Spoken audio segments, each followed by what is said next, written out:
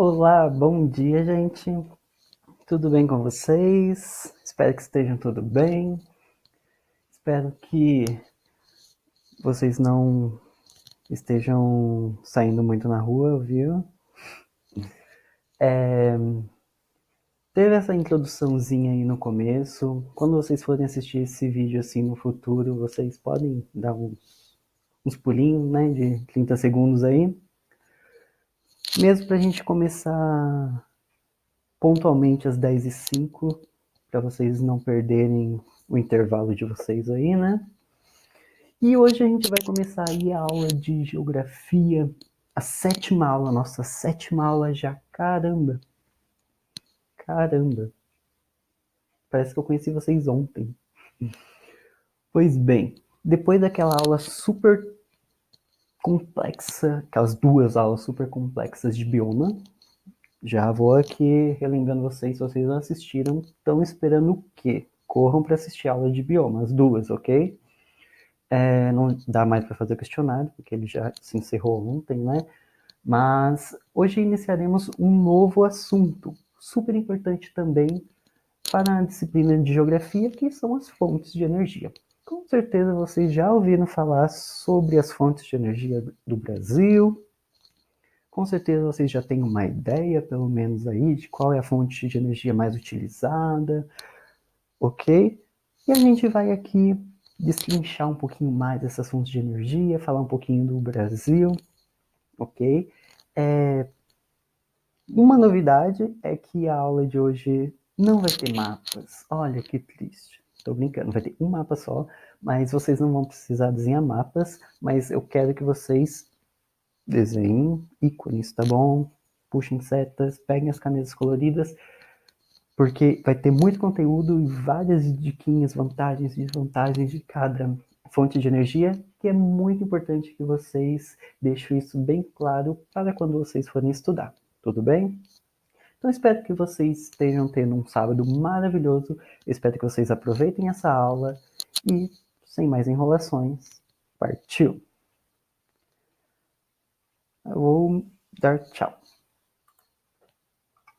Então, o que são essas fontes de energia, né? O que é energia? Vamos começar por aí. O que é energia? Bom, energia tem vários conceitos, né? A física trata a energia por uma perspectiva, a química trata a energia por outra perspectiva, a biologia por outra perspectiva, enfim. Cada professor do Raízes aí vai tratar esse assunto por uma perspectiva diferente. Aqui em geografia, a gente vai tratar por uma perspectiva a partir das fontes de energia dos países, né, para o desenvolvimento da economia, entre outros. Entretanto, nós podemos associar essa energia a algo que se movimenta, né? A energia tem a ver com movimento, tem a ver também com a produção. Então, eu produzo alguma coisa, para isso eu preciso de me movimentar, ok? Uma pessoa muito energética, aquela pessoa que está sempre, né, inquieta, enfim. Então, esse conceito de energia já está meio que desenhado na cabeça de vocês, né? Na geografia, a gente vai ver dois tipos de energia. Dois tipos de fontes de energia, ok? Fontes de energia. As fontes não renováveis e as fontes renováveis, ok? E para vocês nunca mais confundirem essas duas benditas fontes de energia, tá aí, ó, um macetezinho, ok? Ambas as fontes, se a gente for olhar clinicamente, ambas as fontes, elas são renováveis, porque o planeta Terra, a natureza, está se renovando a cada dia, né? Nós, como ser humano, nos renovamos a cada dia. Então, as duas são renováveis. Mas por que que tem uma que a gente fala que não é renovável? Simplesmente pela escala de tempo, ok? As fontes não renováveis, elas demoram cerca de milhões de anos para se renovar, ok? Então nós temos ali um tempo geológico, então vai levar milhões e milhões de anos para a natureza renovar aquela fonte. Já uma fonte renovável, não.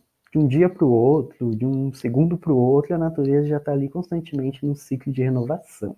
Como é, por exemplo, a energia solar. Hoje tem sol, amanhã vai ter sol de novo. É uma das poucas certezas que a gente tem na vida, que no outro dia vai ter sol. E se não tiver sol, daqui uma semana vai ter, enfim. Ainda mais num país tropical, que tem sol todo dia, como o Brasil, é o vento. O vento tem vento em todas as partes do mundo, então é uma coisa que sempre tem, sempre se renova. A água, o curso da água. A água não acaba, por favor. A água do mundo não vai acabar. Não me venha com mimimi. Não vai acabar, tudo bem? Não tem como você tirar a água do planeta Terra. A água tem o seu ciclo, que vocês conhecem muito bem. Então ela está sempre se renovando. Então tem sempre o curso de água ali no rio. A biomassa, como por exemplo a cana. Eu estou sempre plantando cana. Acabou a cana? Eu planto mais cana. Não vai demorar milhões de anos para nascer outro pé de cana.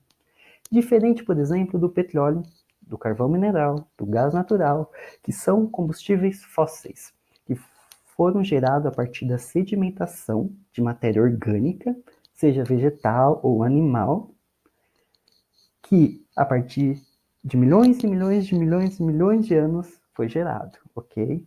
Então, a natureza ela vai pôr aquele petróleo, mas vai demorar milhões de anos e a nossa sociedade, né, aqui o nosso presente não vai estar aqui para ver essa renovação. Então, por isso, nós deduzimos que essas fontes, carvão mineral, petróleo, gás natural, urânio, entre outros, são fontes não renováveis. Certo, né? Sem dúvidas? Então, vamos lá. Qual é o panorama aí do mundo e do Brasil? Bom, aqui no gráfico à esquerda, nós conseguimos ver aí que a energia mais utilizada no contexto geral, global, é a energia não renovável. com esmagadores 87%. Olha só, é muito, né? Em contrapartida, o Brasil ali, quase metade das fontes de energia brasileira são fontes de energias renováveis. Olha, então o Brasil, um pontinho positivo ali para o Brasil, né? O nosso país, ele investe muito em fontes de energias renováveis, porque o Brasil também é um país muito rico de natureza, né? Nós temos uma natureza inigualável. Então, o Brasil tem muitas possibilidades, é um país continental, né? Diferente de outros países que dependem geralmente de uma pequena fonte de energia, ok? Atenção, isso daqui tem que ficar muito claro, porque se esse slide aqui não ficar claro, você não vai entender a aula inteira, tá bom? Você vai boiar a aula inteira. É importante, tira um print, ok? Anota aí no caderno, por favor. O que nós estamos falando? Quando a gente fala de fonte de energia e pensa em Brasil, a primeira coisa que vem na cabeça de vocês são as hidrelétricas, né? Lógico. Fonte de energia, Brasil hidrelétrica. Uma fonte limpa. Nossa, uma fonte verde. Que legal. Brasil, paz e amor. Mais ou menos, né? Ok.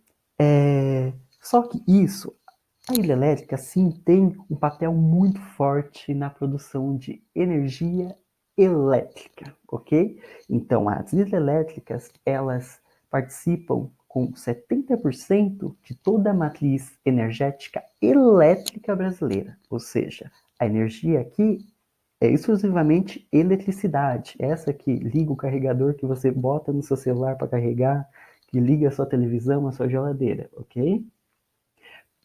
Nessa aula a gente vai tratar de matriz energética brasileira. Matriz energética, no geral, não só a eletricidade. Eletricidade, mas também os combustíveis, ok? Que vai ligar aí o seu carro, o seu ônibus, tudo bem? Então, quando se fala de matriz energética elétrica, ou seja, eletricidade, as hidrelétricas estão ali de disparada. Mas, quando a gente faz o geralzão, que é o que a gente vai tratar na aula de hoje, que é a matriz energética brasileira, aí o Brasil é dependente do petróleo, tudo bem? Assim como 95% dos outros países, o Brasil é um deles que depende do petróleo. Mas o Brasil, ele é muito diversificado. Apesar de quase ali 37% ser petróleo, ser, né, a nossa fonte de energia ser do petróleo, o Brasil ele é um país continental muito diversificado e para um país ser desenvolvido, ele tem que investir em diversas fontes de energia. Porque pensa só, um país que só depende 100% do petróleo, daí gera aí uma crise no petróleo, sei lá, acaba o petróleo, pronto, acabou o país, né? Entra em colapso. Acabou a energia do país, o que é o país? Não é nada, né? Então, um país, para ele ser altamente desenvolvido, altamente autossuficiente, ele tem que ter um leque de fontes de energia muito diverso. E o Brasil tem. Nós dependemos não só do petróleo. Nós temos o petróleo, que ele, infelizmente, ainda é a nossa principal fonte de energia, mas nós também temos as hidrelétricas, nós temos os derivados da cana, que é a biomassa, nós temos o gás natural. O Brasil ainda depende das energias térmicas, que é a base da queima, né, de lenha e carvão vegetal. Nós temos carvão mineral, nuclear, enfim, outras diversas fontes de energia. Então, para um país ser desenvolvido e autossuficiente energeticamente, ele tem que ter diversas fontes diferentes de energia, ok? De preferência, renováveis. Então, vamos entender aí. O Brasil. Como que o Brasil está aí frente aos outros países, tá bom? Esse daqui tem um gráfico aí super louco, mas é super babinha de entender, né? Aqui nós temos abaixo aqui os anos, né?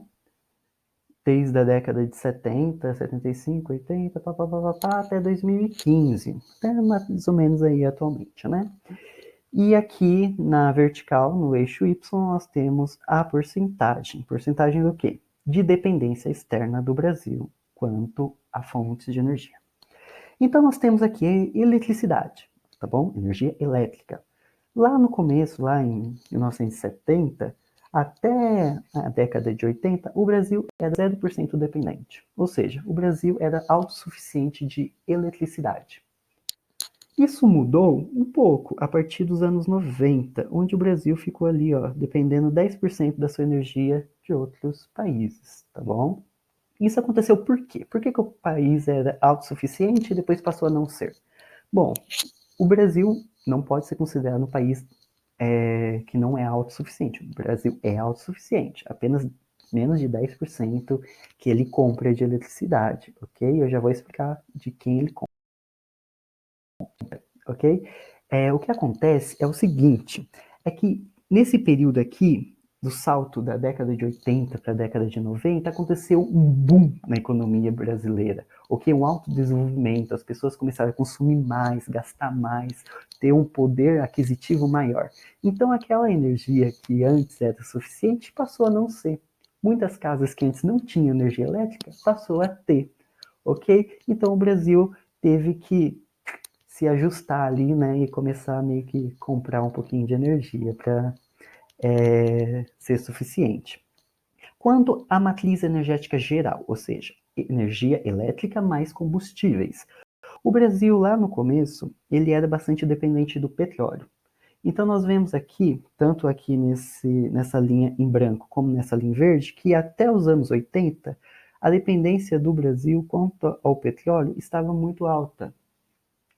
Isso se deve à crise do petróleo, quando teve um atrito lá entre o Oriente Médio e os Estados Unidos, daí o Oriente Médio, que é o dono do petróleo, começou a produzir menos para elevar o preço. Enfim, o Brasil era muito dependente. Olha só, chegou a 90%, mais de 90% de dependência do petróleo. O que aconteceu? O Brasil, né, sempre o povo brasileiro é muito inteligente, falou, não vai ficar assim não. Vamos ter que achar um jeito aí. E achou uma solução muito legal que quis vender para o mundo, que é o etanol. Ele pensou, a gente precisa de algo para substituir o petróleo, para não ficar tão dependente do petróleo. Substituir o petróleo é bem difícil, né? Mas para não depender tanto do petróleo.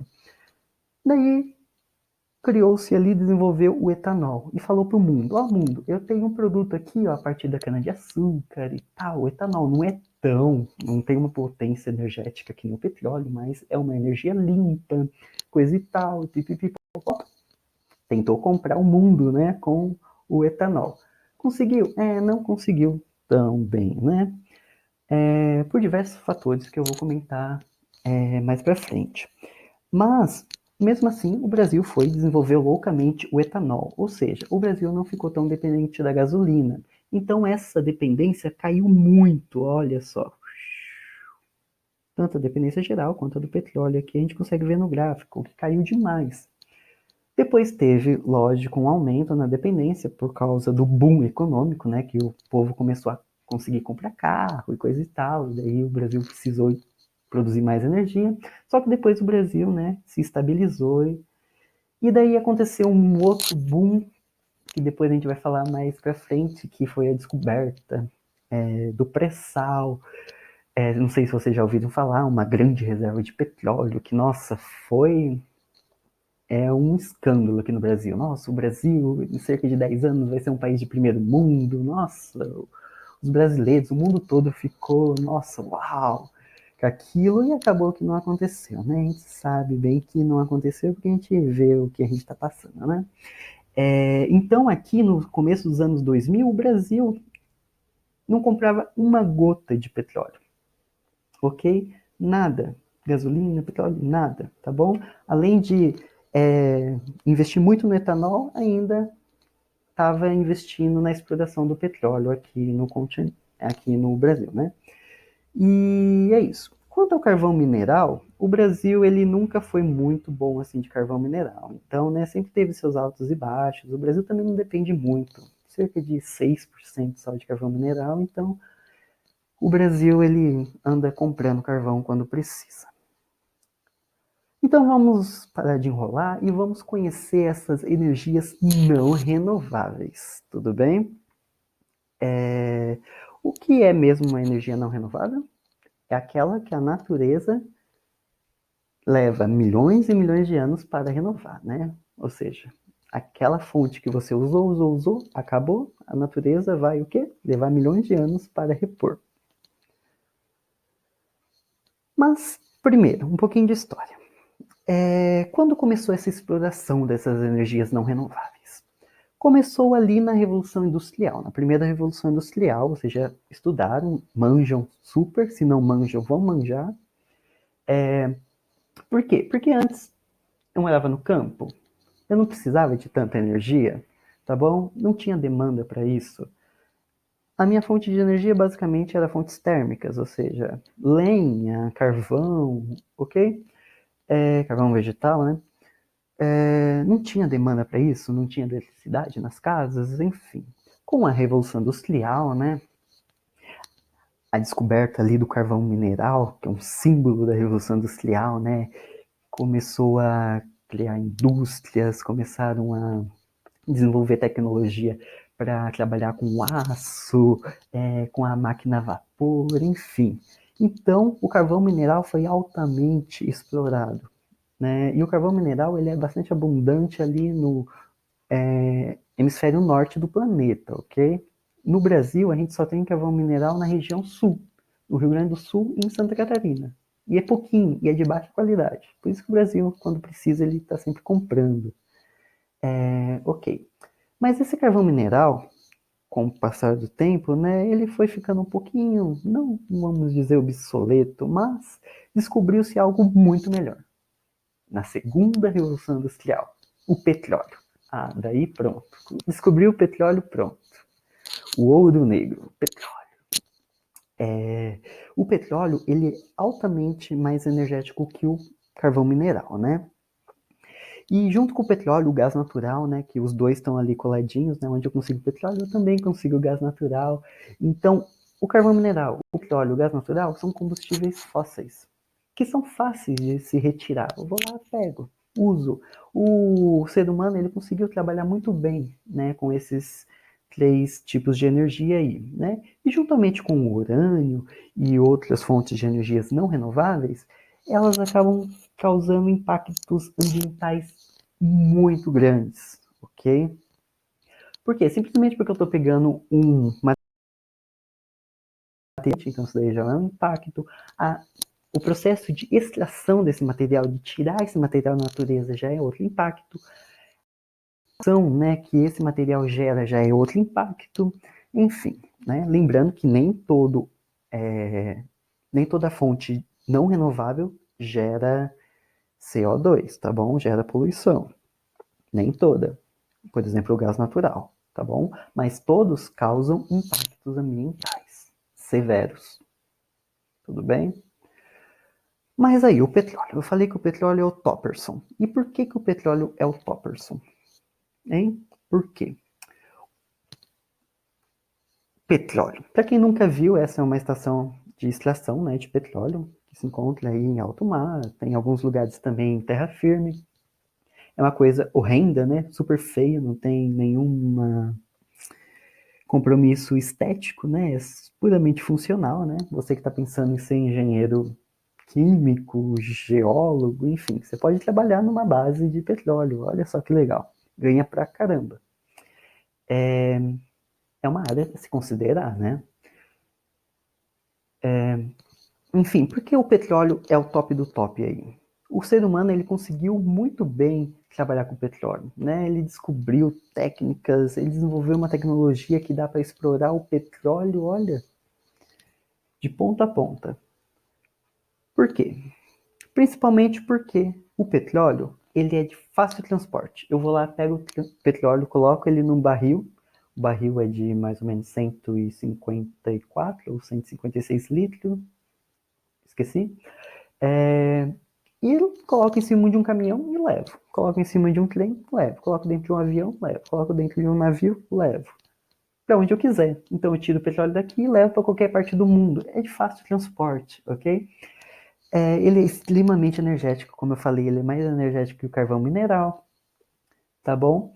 E ele tem um largo uso porque ele produz vários derivados, né? Além da gasolina, do gás de cozinha, do óleo diesel, da energia elétrica, eu também produzo asfalto, plásticos, tintas, enfim, infinitos derivados. Por isso que o petróleo é tão utilizado. Por isso que o petróleo é a fonte principal de energia de maioria dos países, como o Brasil, tá bom? É difícil achar um substituto. E o ser humano, ele aprendeu muito bem a trabalhar, então o ser humano vai utilizar, acreditem. O ser humano com certeza vai utilizar até a última gota de petróleo que existir, ok? Porque é muito difícil encontrar um substituto para ele. Então, de onde eu tiro esse petróleo?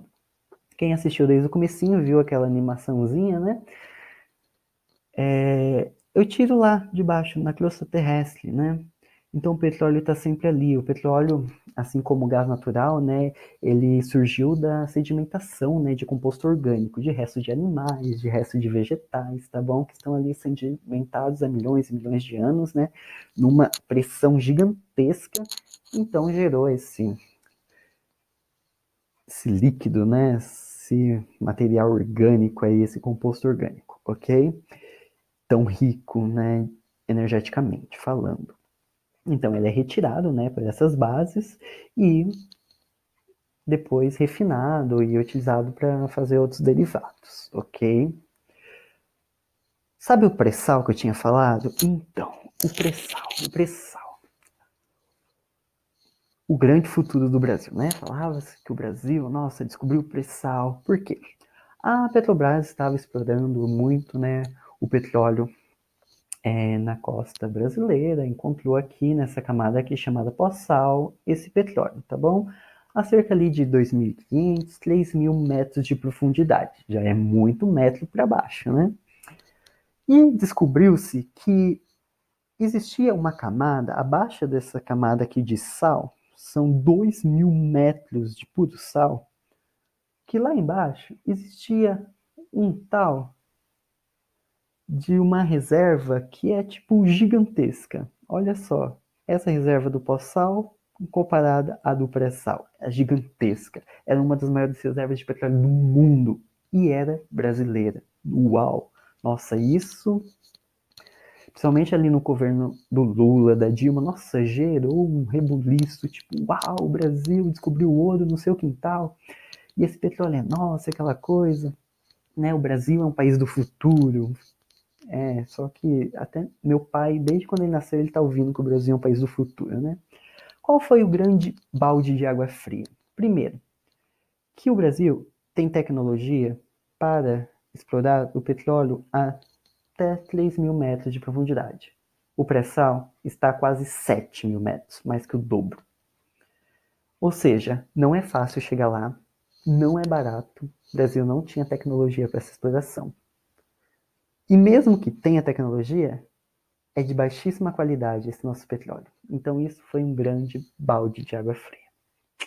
E o Brasil vai continuar por um bom tempo aí sendo o país do futuro, né? Porque o país do presente está difícil. Bom, junto com o petróleo, eu tenho o gás natural. Ele é retirado ali nas mesmas bases, né? De retirada do petróleo. O gás natural, ao contrário do petróleo, ele não polui. O petróleo polui pra caramba. O gás natural não polui. E ele serve para abastecer indústrias, residências, automóveis. Tem bastante caminhões aí que, ao invés de usar o óleo diesel, gasolina, usa gás natural. Ele serve também para energia elétrica, ok? Só que, ao contrário do petróleo também, ele não é fácil de ser transportado, porque ele ocupa um volume muito grande, ok? E é muito difícil de transformar ele em líquido, tá bom? Ele é tão difícil de ser transportado que olha essa bizarrice. É isso mesmo. O Brasil compra gás natural da Bolívia, que tem uma grande reserva de gás natural e ela não utiliza todo, né? E o Brasil meio que não compra, ele meio que pega quase que de graça, é uma troca ali que ele tem com a Bolívia, né? E como que faz para transportar esse gás natural? Por caminhão? Inviável. Trem? Navio? Não dá. Bolívia nem tem saída para o mar. É lógico, pensaram na solução mais óbvia, né? Vamos colocar um duto da Bolívia até o Brasil, né? Então esse duto vem lá da Bolívia, passa por meio do Pantanal, pelo meio do estado de São Paulo, chega aqui na capital, depois vai para o sul, meu, que coisa louca. E assim mesmo, é um duto que nas áreas rurais ele vai assim em terra firme, né, na superfície, daí tem um lago, tudo bem, a gente bota ele lá para dentro do lago, daí vai lá e submerge no lago. É uma cidade? Não pode passar no meio da avenida esse negócio, né? Então a gente cava um buraco e pronto, aterra isso. Daí depois que sair de dentro da cidade, volta para a superfície. Meu, que loucura isso, né? Imagina o tanto que eles não gastam para manutenção disso, né? Bom, o carvão mineral. O carvão mineral, o grande símbolo da Revolução Industrial, ele foi gerado, né, a partir da sedimentação de antigas florestas, né? Florestas de milhões e milhões de anos que foram sedimentadas, compactadas, gerado esse carvão mineral, que atualmente, né, ele tem aí uma atuação aí, né, ele compõe cerca de 6%, né, das fontes de energias brasileiras, e ele é utilizado principalmente em siderúrgicas e usinas termoelétricas, tá bom? No Brasil nós temos algumas reservas de carvão mineral, só no sul do país, e também não é um carvão mineral de qualidade, por isso que o Brasil ainda anda comprando carvão mineral. O que eles fazem com esse carvão mineral? Eles tacam fogo. Taca fogo no carvão mineral, esquenta as caldeiras com água, essa água vira vapor, vai para a bobina, gira a bobina lá e gera energia elétrica, tá bom? Basicamente é a geração de energia mecânica para energia elétrica, né? Você transforma energia mecânica em energia elétrica. A energia nuclear funciona da mesma forma. Eu uso o urânio, né, o plutônio, enfim, para mim gerar calor, né, e esquentar grandes caldeiras de água que vão gerar vapor, que vão girar as hélices das turbinas que vão gerar energia. E sim, no Brasil existe usinas nucleares, tá bom? 1,4% só da fonte de energia. Aquela fonte, aquela usina lá que passa no Simpsons, sabe? Que o Homer trabalha, ou ele tenta trabalhar, né? No Brasil nós temos 3 usinas nucleares, que estão na cidade de Angra dos Reis, no estado do Rio de Janeiro, tá bom? Nós temos Angra 1, Angra 2 e a Angra 3, que ainda não está completa. Ela está sendo construída desde 1985. Pasmem, desde 1985 a nossa terceira usina nuclear está sendo construída. Então você vê que as coisas no Brasil andam a passo de tartaruga, né? Mas isso se deve porque a Angra 3 começou a ser construída em 1985, e em 1986, ou seja, um ano depois, aconteceu um desastre super famoso aí que se chama, né, o desastre lá da usina nuclear de Chernobyl. Se vocês não sabem o que aconteceu, se vocês não sabem o que é Chernobyl, procurem. Tem vários documentários super da horas. Procurem, tá bom? É super importante mesmo. Enfim, daí criou um conceito mundial, um pacto mundial, que essa energia era super perigosa. Ou seja, a usina nuclear do Brasil que tinha começado a ser construída parou, né? Foi outro balde de água fria no Brasil. Essa fonte é uma fonte limpa, tá bom? Ela não polui a atmosfera e ela independe das alterações climáticas, como por exemplo a hidrelétrica, por exemplo, que depende das cheias dos rios, né? Ou por exemplo da energia solar, que depende do sol. Essa não, né? Faça sol, faça chuva, ela tá aí funcionando, tá bom? E ela é uma energia muito cara, tá bom? Muito cara. Só países ricos, que nem o Brasil, Brasil sim é um país rico, não é um país desenvolvido, mas é um país rico, conseguem, né, trabalhar com essa energia, porque é muito complicado, tudo bem? Então essa é uma desvantagem. Muito cara, e os seus resíduos, né, gerados, é altamente radioativo. Então se acontecer um probleminha aí, bum, né? Bom, a Angra 1, ela foi construída durante a ditadura militar, né, com tecnologia estadunidense, e Angra 2 foi um consórcio que fizeram com uma empresa alemã. Então a Alemanha meio que pega um pouquinho ali da Angra 2 para ela. Bom, já falamos aí das energias não renováveis, agora a gente vai partir para as energias renováveis, que são as energias que o mundo deveria investir, né? E que o Brasil tem ali 46%, né, investido. A principal fonte de energia renovável do Brasil é a biomassa, tudo bem? Não é a hidrelétrica, eu já vou explicar. É a biomassa. E o que é a biomassa? Pela foto já dá para ver. A biomassa, né, é a produção, né, do etanol, do biodiesel e também de energia termoelétrica. A produção de energia através de elementos biológicos, né? Por exemplo, a cana-de-açúcar. Então, eu pego a cana-de-açúcar, planto a cana-de-açúcar e produzo o etanol. Nos Estados Unidos, eles também produzem o etanol, só que é base do milho, né? Já que a grande sacada aqui do Brasil, a cana-de-açúcar, ela se adapta mais em ambientes quentes e úmidos. E se você assistiu a aula do professor Bruno de clima, sabe que no Brasil o que não falta é lugares com ambiente quente e úmido, né? Diferente, por exemplo, dos Estados Unidos. Então lá se adaptou melhor o milho e eles conseguem produzir álcool através do milho. Mas no Brasil é a cana-de-açúcar. É até um pouco, né, controversa essa questão do milho lá, porque o milho é um produto que pode ser produzido diversos alimentos para sanar a fome mundial e os Estados Unidos estão utilizando para colocar no carro deles, enfim. Então é bem contestável, né? Já a cana-de-açúcar não, cana-de-açúcar é da hora. A biomassa também envolve o biodiesel, ou seja, é o diesel, né? É o óleo que substitui o óleo diesel que é derivado do petróleo. Então é um diesel mais verde, né? E ele é produzido a partir da soja, da mamona, do girassol, do dendê, do babaçu. Bom, eu plantei a minha cana, utilizei, né, para refinei ela ali, tô com o etanol, sobrou o bagaço, o que eu faço com o bagaço? Eu queimo o bagaço e gero energia termoelétrica, né? Então, tudo se aproveita, tudo. Então, é uma fonte de energia muito utilizada aqui no Brasil, e principalmente no estado de São Paulo. Se você for viajar para o interior de São Paulo, você só vai ver plantação de cana-de-açúcar, cana-de-açúcar, cana-de-açúcar. São Paulo inteiro cana-de-açúcar. Daí você vai para Mato Grosso, já é soja, Paraná soja, mas São Paulo é cana-de-açúcar. Por quê? Porque da grana, né? A cana-de-açúcar, como eu disse, ela se adaptou muito bem ao clima do Brasil. Tanto que teve lá a exploração da cana-de-açúcar, né? Lá no Brasil colonial, enfim. Se deu muito bem aqui no Brasil. E ela gera renda para diversos agricultores. Então tem o lá fazendeiro com seus milhares de hectares, e ele vai lá e planta cana-de-açúcar, né?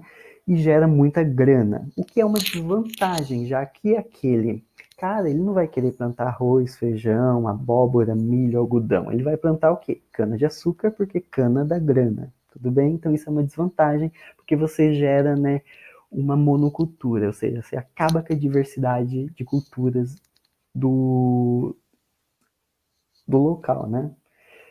E também, né, essa queima dessa cana-de-açúcar e tal do etanol gera CO2, então não é uma energia limpa, tudo bem? Apesar da biomassa ser uma energia renovável, ela não é limpa. As hidrelétricas, essa daqui sim, é uma energia renovável e é uma energia limpa, ok? As hidrelétricas, ela é a principal fonte de energia elétrica do Brasil, tudo bem? Então nós temos simplesmente a usina ali de Itaipu, que é a segunda usina, a segunda maior usina do mundo, né? Só perde para uma da China, mas a nossa produz mais energia do que a da China. Então pode-se dizer que a usina de Itaipu é a maior usina hidrelétrica do mundo, em potencial energético, né? Nós dividimos essa usina com o Paraguai, ok? Então é uma usina binacional, 50% brasileira, 50% paraguaia. Então, só que o Brasil, ele utiliza 50% dele, né? E é bem pouco isso. E o Paraguai não. O Paraguai utiliza metade, utiliza 25%, e os outros 25% ele faz o quê? Vende para o Brasil. Então, por isso que nós somos dependentes de energia elétrica do Paraguai. Por quê? a gente compra a metade que o Paraguai não usa, ok? Porque o Paraguai é um país muito pequeno, pouquíssimo desenvolvido, então ele não precisa de tanta energia elétrica assim, né? O Brasil precisa de tudo e ainda de mais, né? Então, o que acontece aqui? Basicamente, eu crio, né? Eu represo um rio, crio um duto para mim concentrar, né, esse curso d'água que vai me levar na minha turbina, que vai girar, gerando energia, ok? Daí essa água volta para o rio correndo como se nada tivesse acontecido, tudo bem? Nós temos a maior bacia hidrográfica do mundo, que é a bacia do Amazonas, sabe? Lá no norte do país. Entretanto, ela é pouco explorada. Por quê? Porque as áreas desenvolvidas do Brasil está aqui na região sudeste e sul, né? Então, se eu fizesse usinas gigantescas lá na Amazônia, primeiro que ia causar um grande impacto ambiental. Segundo, que lá não é tão necessária, né? A demanda não é tão grande de eletricidade. Então eles têm muito rio, muita potência hidrelétrica, mas não tem demanda. E trazer a energia da Amazônia para cá ia ficar muito caro, ia ter muita perda no caminho, enfim. Por isso que a bacia do Paraná é a bacia mais explorada do Brasil. Como eu disse, é uma energia limpa, renovável, baixíssimo custo, tem uma potência muito grande e o Brasil tem muito rio, então dá para colocar uma usina em cada local. O BO, impactos ambientais. Para mim construir uma usina hidrelétrica, eu vou causar um impacto gigantesco. Eu vou ter que alagar regiões, eu vou ter que mudar o curso do rio, se tem floresta, acabou a floresta, desmato. Se tem cidade, eu acabo com a cidade. Comunidades, territórios indígenas, eu alago tudo para me represar isso. Ou seja, eu acabo com a fauna, com a flora. É um impacto ambiental e social, tá bom? Isso também causa variações nas condições climáticas. Nossa, é um desastre, tudo bem? É muito polêmica essas hidrelétricas e é o que o Brasil mais investe, né? É limpo, mas causa um impacto ambiental gigantesco. E agora nós vamos ver as energias consideradas energias do futuro. Ah, porque a hidrelétrica, sim, é uma energia limpa, renovável, legal, mas causa muito impacto. Nós temos que começar a investir em energias limpas, renováveis, mas que não causam impactos, pelo menos não impactos grandes, tá bom? Então a energia eólica, que é pouquíssimo explorada no solo brasileiro, olha, representa 0,01% das fontes de energia, é nada isso, né? Ela é uma energia limpa, renovável, e o que acontece? Ela não gera impacto nenhum, ela não gera poluição, ok? O único probleminha dela, né, é que ela ainda é muito cara, tudo bem? Essas energias mais novas, assim, elas são muito caras. Então, uma hélice dessa, que é chamada de aerogerador, é muito caro. Além de ser caro implantar um negócio desse, ela depende de muito espaço. Então, para mim ter uma usina eólica, eu vou precisar de muito espaço. Não é em qualquer lugar que eu consigo colocar isso. Ok? Tudo bem que eu vou conseguir usar esse espaço, né? Eu continuo plantando soja, trigo, algodão, o que eu quiser aqui. Mas eu ainda assim vou precisar de muito espaço. E é muito caro. Então isso daí meio que inviabiliza ainda essa energia. Tá bom? Mas é uma energia que os países estão focando porque é uma energia top, tá bem? Outra, energia solar. A energia solar é fantástica, porque sol eu tenho praticamente todos os dias, principalmente num país tropical como o Brasil, né? Seria fantástico se o Brasil investisse em energia solar. Além de me produzir eletricidade através dessas placas fotovoltaicas, ela também fornece o aquecimento da água. Então, ela aquece a água do meu chuveiro, da minha torneira elétrica, enfim. Ok? Ela é uma energia limpa, renovável e é muito flexível, ou seja, eu consigo implantar ela na cidade, no campo, na montanha, em qualquer lugar. Infelizmente, ela é muito cara e depende do sol, né? Então, países europeus, eles, né, ficariam aí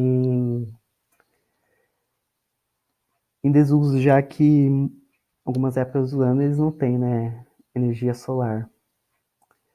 Bom, temos também outros diversos tipos, como a energia oceânica, que é um estudo que está sendo feito lá no Ceará, né, onde ela pega por esses sensores aí a onda do mar e transforma isso em energia, enfim. Isso é tudo muito caro ainda e é pouquíssimo utilizado, mas seria perfeito, porque o que não falta no Brasil é sol e praia, né?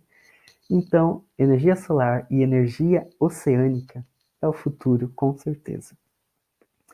Então aí, vamos exercitar um pouquinho, tudo bem? Vamos ver. Super fácil isso daqui, gente. Vão colocando aí no chat o que vocês acham, tudo bem? Muito fácil essa questão. Vamos ver se vocês estão manjando agora de fontes de energia. Sobre o uso de fontes renováveis e não renováveis de energia no Brasil, é incorreto afirmar, ou seja, eu quero a que está falando bobagem aqui, tá bom? É incorreto. A. Grande parte da energia elétrica produzida no Brasil é de origem renovável. B. Em relação aos combustíveis, o país ainda é dependente da gasolina, embora utilize também o etanol. Ok. C. Temos muitas hidrelétricas instaladas, o que garante ao país a produção de energia elétrica necessária. D. Dos 5 maiores produtores de energia eólica do Brasil, 4 estão na região Nordeste: Rio Grande do Norte, Ceará, Bahia, Piauí. O Rio Grande do Sul completa a lista. Ou E. Hidrelétrica, solar e eólica são as fontes de energia renováveis mais utilizadas no Brasil. Qual é a alternativa incorreta, que está super erradona? Coloquem aí no chat. O que vocês acham, hein?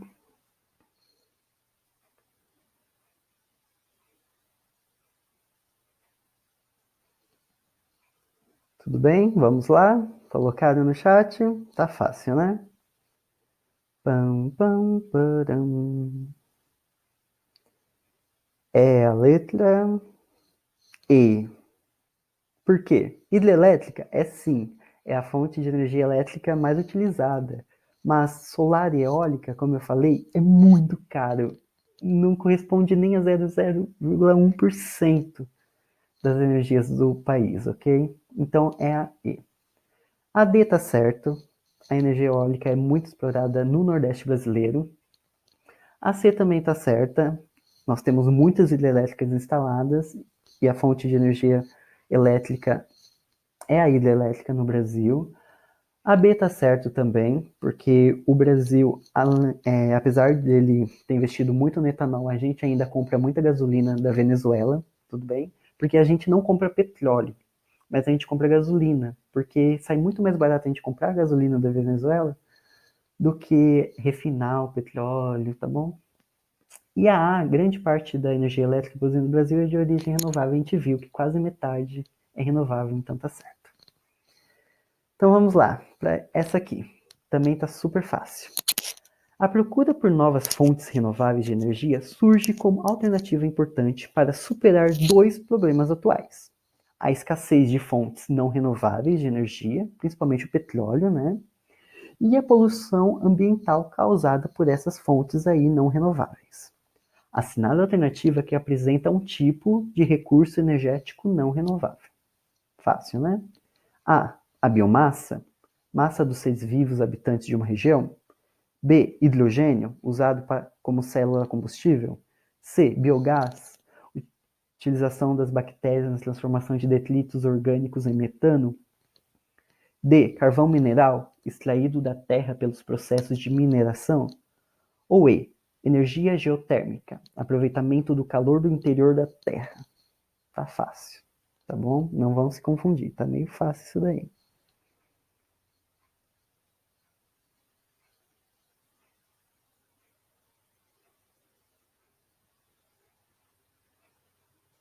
E aí, o que vocês acham que é?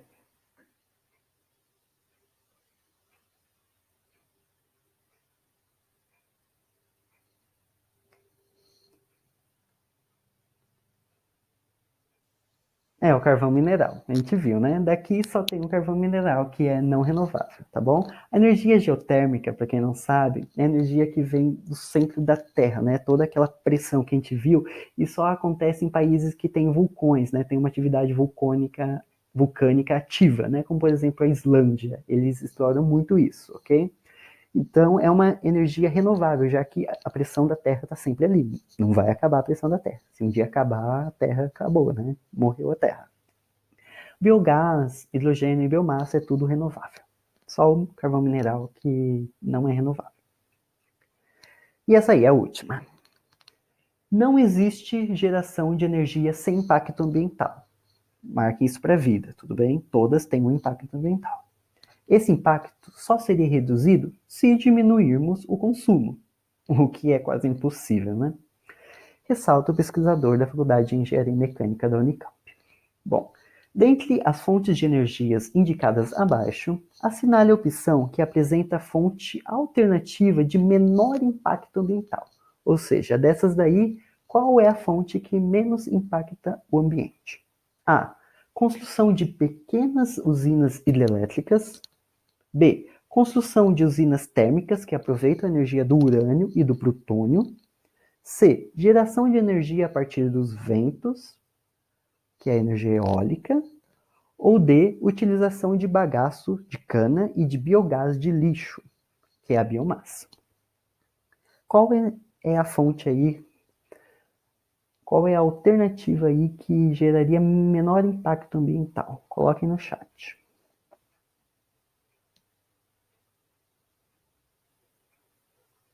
Tá fácil, né? Ainda só tem 4 alternativas, melhorou ainda, mas vamos lá. Qual que é? Será que são pequenas usinas hidrelétricas? Será que são usinas nucleares? Será que são usinas eólicas ou a biomassa?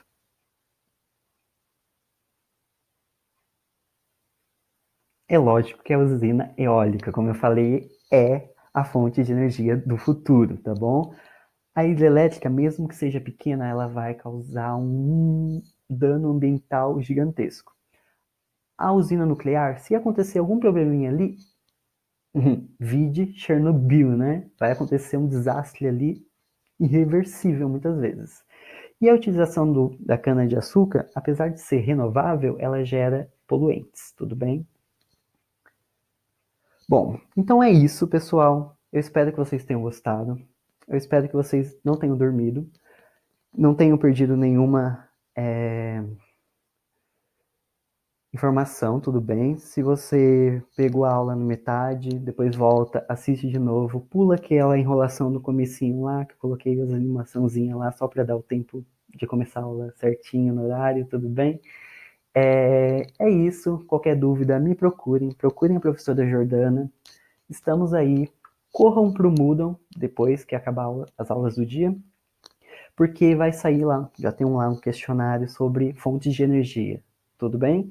Não deixem de fazer. Muita gente deixou de fazer o de biomas e era super necessário, tá bom? Super importante. Essa daqui também, ok?